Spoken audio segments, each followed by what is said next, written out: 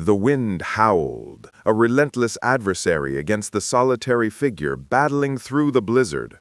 John R. Kennedy, a name that would one day echo through the annals of American innovation, hunched against the biting cold, his breath pluming in the frigid air. It was 1878, and the vast, unforgiving plains of Wyoming stretched endlessly around him, a monochrome canvas of white and gray.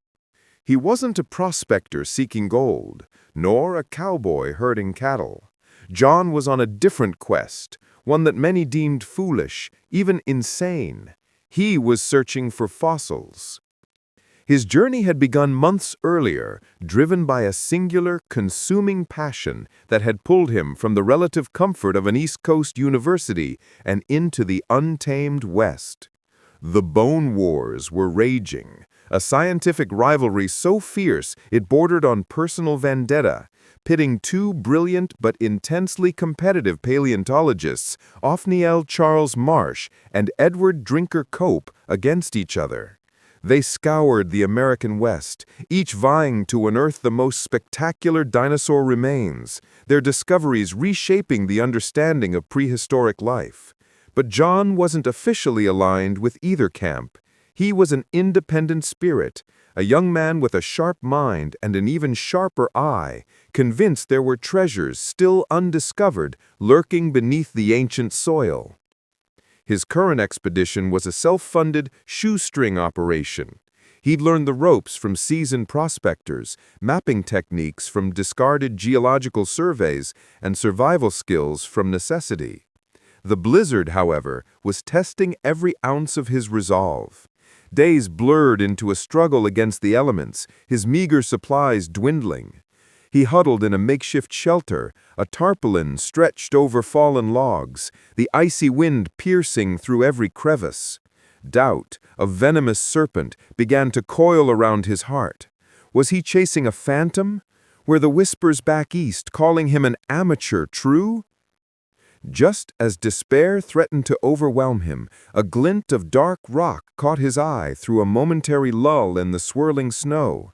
It was partially exposed on a windswept ridge, a stark contrast to the blinding white. With renewed purpose, he stumbled towards it, his hands numb with cold, fumbling for his pickaxe. He began to chip away at the frozen earth, each strike a testament to his unwavering hope. The rock was hard, stubborn, but as he cleared more of the snow and ice, a shape began to emerge. It was massive, undeniably organic, and unlike anything he had ever seen depicted in scientific journals. Hours later, as the blizzard began to subside, revealing a sky bruised purple and orange by the setting sun, John stood before his discovery. It was a colossal limb bone, easily 6 feet long, partially embedded in the sandstone. The sheer scale of it was breathtaking. This wasn't just another dinosaur, this was something monumental, something that would rewrite chapters in the book of life. Excitement surged through him, banishing the cold and the doubt. He had found it.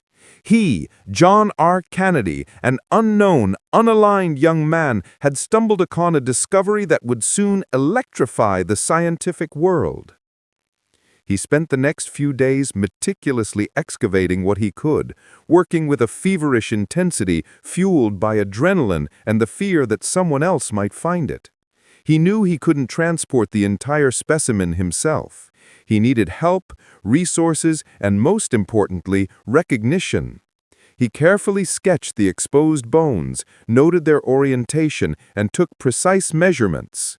Then, with a heavy heart, he reburied the most vulnerable parts of the fossil, covering it with rocks and earth, hoping to protect it from scavengers and the relentless forces of nature. The journey back to civilization was even more arduous, but this time he carried a secret, a burning ember of triumph. He reached the nearest telegraph office, a small dusty shack in a remote town, and sent a cryptic message to the only person he trusted to understand its significance.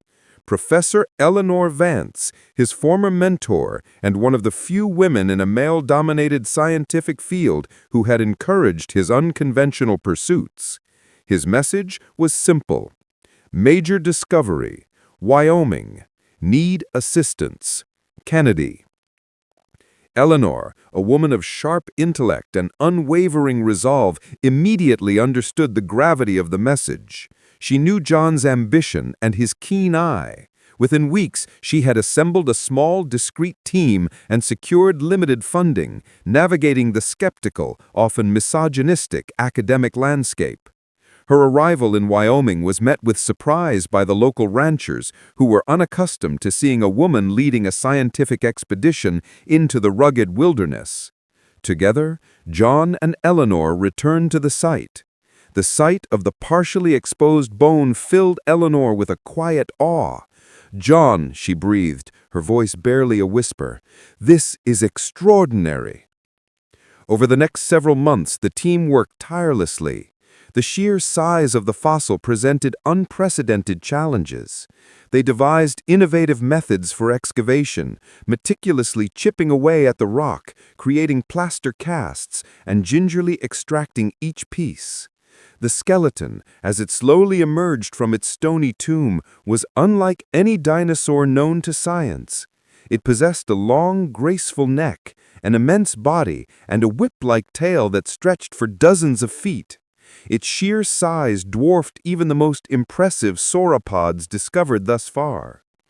Word of their discovery, despite their efforts to keep it quiet, eventually leaked.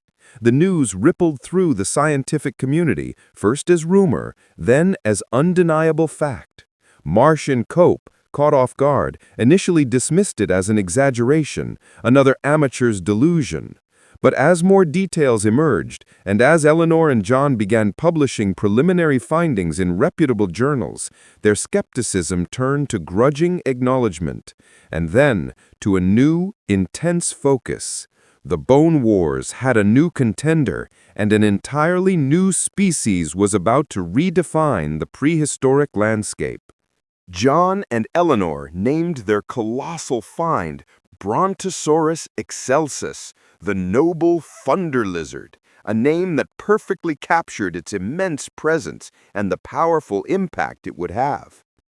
Its discovery not only added a magnificent new creature to the dinosaur family tree, but also sparked a new wave of public fascination with dinosaurs. Exhibitions featuring casts of the Brontosaurus drew unprecedented crowds, transforming paleontology from an esoteric scientific pursuit into a subject of popular wonder. But the story didn't end with the initial discovery. The scientific journey of the Brontosaurus was just beginning, and it would be fraught with its own set of twists, turns, and controversies, mirroring the very human drama that had brought it to light. Years later, a shocking reevaluation by another paleontologist would challenge the very existence of Brontosaurus, claiming it was merely a young Apatosaurus. This pronouncement ignited another scientific firestorm, dividing the paleontological world for decades. Eleanor and John, by then respected figures in their own right, found themselves at the heart of this new debate. They vehemently defended their initial classification, citing the unique anatomical differences they had meticulously documented. The battle was fought in academic papers, at conferences, and in the burgeoning public sphere. It highlighted the dynamic, often messy nature of scientific progress, where established truths could be overturned by new evidence and interpretations. It wasn't until the 21st century, with the advent of sophisticated comparative anatomy and genetic analysis techniques, that the Brontosaurus would finally be vindicated. Extensive research confirmed what John and Eleanor had intuitively known. Brontosaurus excelsus was indeed a distinct genus, a magnificent creature deserving of its own place in history. The thunder lizard had returned, its name once again echoing through the halls of museums and the imaginations of generations. John R. Kennedy, the young man who braved blizzards and skepticism, had not only unearthed a giant, but had played a pivotal role in a scientific saga that spanned over a century. His story, intertwined with that of Eleanor Vance, stands as a testament to the power of independent thought, perseverance, and the enduring allure of discovery, reminding us that sometimes the greatest treasures are found not in maps of gold, but in the ancient whispers of the earth. His quiet determination, coupled with Eleanor's unwavering support, carved a legacy far greater than either could have imagined, forever linking their names to the mighty thunder lizard and the thrilling, complex dance of scientific exploration.